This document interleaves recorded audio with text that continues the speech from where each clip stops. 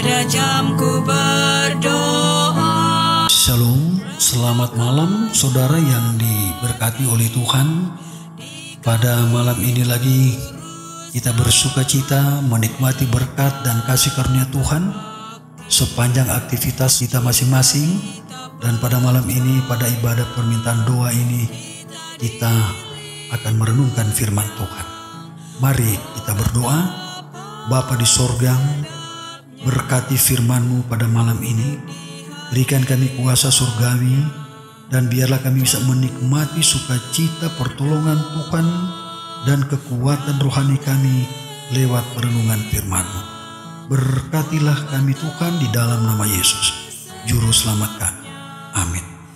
Judul pembahasan firman Tuhan pada malam ini adalah orang yang lemah lembut. Bilangan 12 ayat yang ketiga. Firman Tuhan berkata, adapun Musa adalah seorang yang sangat lembut hatinya, lebih dari setiap manusia yang di atas muka bumi. Saudara yang diberkati Tuhan, kelemah lembutan tidak muncul secara alamiah dalam diri Musa. Ia dilatih sebagai seorang pangeran Mesir dan mempunyai wawasan yang tinggi sebagai penguasa muda. Ia membunuh orang Mesir yang kedapatan memperlakukan orang Israel dengan kejam. Keluaran 2 ayat yang ke-12.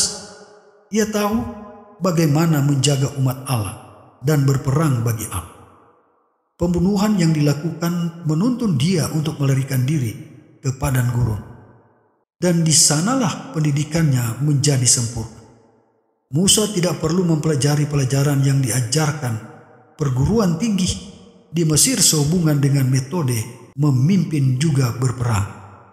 Selama 40 tahun ia meninggalkan kedudukannya sebagai penguasa, belajar kelemah lembutan agar menjadi pengumpul kawanan domba.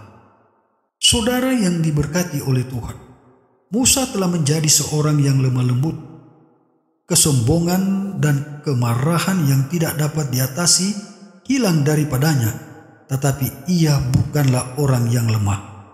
Di bawah pengendalian Allah, ia pemimpin yang kuat, tidak takut menghadapi tantangan.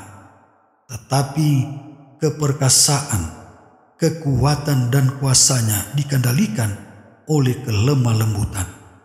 Karena ia telah diubah dan dipilih untuk menuntun umat Allah. Alkitab mencatat para pahlawan yang lemah lembut. Salah satu contoh yang dapat kita lihat yaitu Daud dalam hubungannya dengan Raja Saul.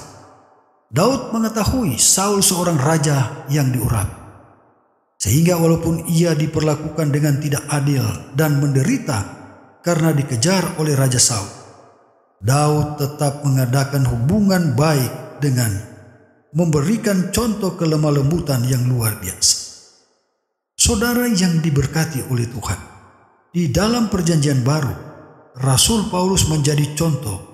Ia bertobat dan menerima Yesus sebagai juru selamat dalam suatu perjalanan misinya untuk menganiaya orang-orang Kristen. Paulus juga mendapatkan pelajaran dan pendidikan sebagai seorang pemimpin agama Yahudi, juga pemimpin Kristen yang sejati. Kelemah lembutan dan kerendahan hati Paulus menjadi contoh bagi orang-orang yang menyalahkan dia, baik di gereja maupun di luar gereja. Inilah yang seharusnya saudara dan saya miliki. Kita perlu diubah juga, perlu mempelajari pelajaran kelemah lembutan, kerendahan hati, sehingga kita dapat dipakai Allah. Tuhan memberkati kita adalah doa dan harapan saya malam. Amin. Mari berdoa.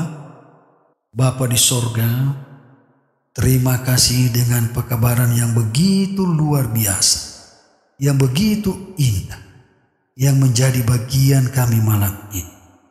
Bahwa kami harus belajar dan belajar untuk menjadi umat-umat Tuhan yang lemah lembut dan rendah hati. Karena di dalam kelemah lembutan dan kerendahan hati ada kekuatan yang besar untuk menjadi umat Tuhan yang dapat dipersiapkan untuk membawa umat kepada Tuhan dan mempersiapkan diri dan jemaat bahkan keluarga untuk menuju sorga tanpa kelemah lembutan dan kerendahan hati. Kita ini adalah manusia yang lemah. Terima kasih Tuhan, Engkau telah mengajar kami, telah menasihati kami malam. Terpujilah namamu Tuhan, di dalam nama Yesus, Juru Selamat kami. Amin.